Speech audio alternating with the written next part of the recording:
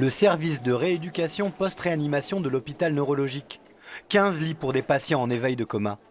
C'est dans une de ces chambres qu'un homme de 35 ans, en état végétatif depuis 15 années, a participé à un programme de recherche.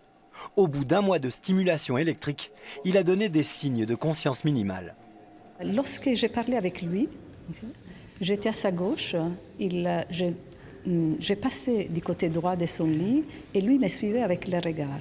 Lorsque je lui demandais de fermer les yeux, il fermait les yeux. Lorsque je m'approchais soudainement de lui, sur son visage, il ouvrait grand les yeux comme dans un état de surprise. C'est une première mondiale grâce à un geste chirurgical qui n'a rien de novateur. Un implant thoracique, un générateur relié à une électrode qui stimule le nerf vague, un nerf qui relie le cerveau à des organes majeurs du corps. D'habitude, le procédé est couramment utilisé pour soigner l'épilepsie, jamais pour un état végétatif. Cette stimulation permet d'activer la neurotransmission et donc de stimuler le cortex.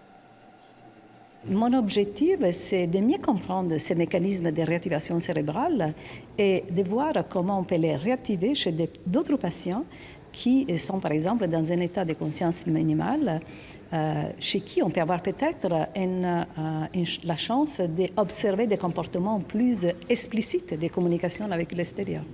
Cette première pose des questions d'éthique. Elle concerne l'acharnement thérapeutique qu'on appelle désormais l'obstination déraisonnable.